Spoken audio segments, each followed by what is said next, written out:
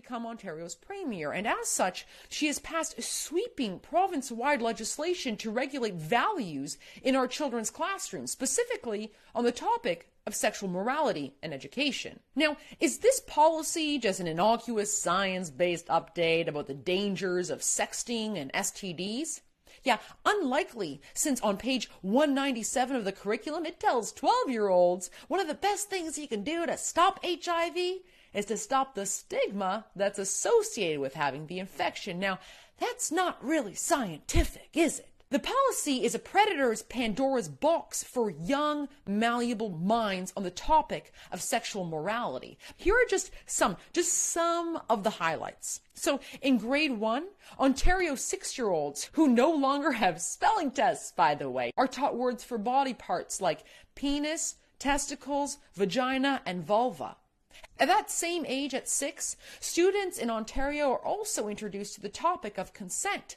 Fast forward to grade 3, where kids at the ripe old age of 8, where students are taught about so-called gender identity theory. Now, that's to be reinforced right up until grade 8, where 12-year-old children are expected to, quote, demonstrate an understanding of gender identity, male, female, two-spirited, which, by the way, is a race-based sexual orientation that I'm pretty sure is only reserved for Native Indians, transgender, transsexual, intersex, gender expression, and sexual orientation. Meantime, kids in the year below, well, they're taught to be precautious around, quote, anal fluid, as indicated on page 197 of the pamphlet. You see, the architect of this dirty little document in its original format is indeed a convicted child pornographer. This pedo, Benjamin Levin. Once a bigwig in Ontario's Ministry of Education, Professor Benjamin Levin became the center of a child porn investigation, which saw him plead guilty to creating and possessing child pornography and, oh yeah, counseling others to commit sexual assault. Caught by undercover officers online, the former member of Kathleen Wynne's super tight-knit transition team was a frequent visitor to an incest chat room where he counseled single moms on how to sexually assault their daughters for his pleasure and allegedly theirs, on a site where his profile listed his sexuality as, quote, nothing is taboo. In one disgusting sampling read aloud in court, every date of which, by the way, I attended, the depraved Levin told one so-called mom he'd like to F all 3 children in front of you with your help. Would they submit, or would I need to tie them?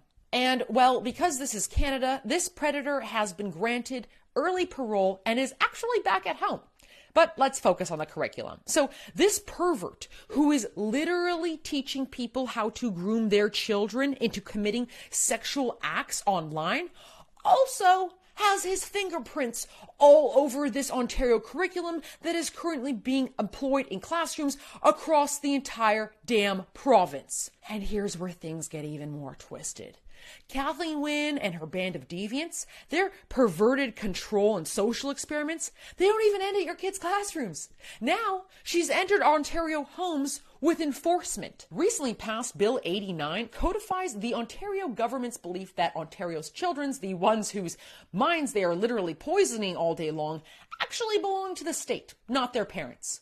In short, this totalitarian bill affords the state powers to, wait for it, seize Ontario's children from their homes for the sake of gender ideology. The bill provides a really lengthy list of the sort of children who are, quote, in need of protection, i.e. where children protection services ought to intervene.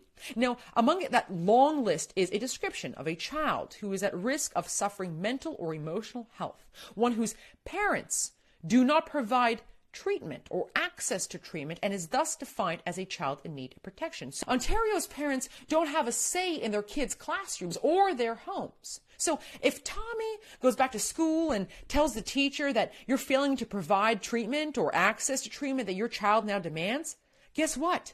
You, according to Kathleen Wynne's Bill 89, are working against Tommy's interests, which now include gender identity and gender pronouns, as outlined in Section 1. So, according to Section 34, Parts 1A, Well, the Children's Aid Society must now investigate you, and should CAS workers, who, by the way, are not police officers or doctors, simply just follow the law in Bill 89 and find that, yes, you are unwilling to use Tommy's new pronouns, or goodness forbid, put Tommy on hormone blockers, then, according to Bill 89, a court is to issue orders with respect to care for your child, which can include, but is not limited to, placement in the care and custody of another person for anywhere between 3 months to a year.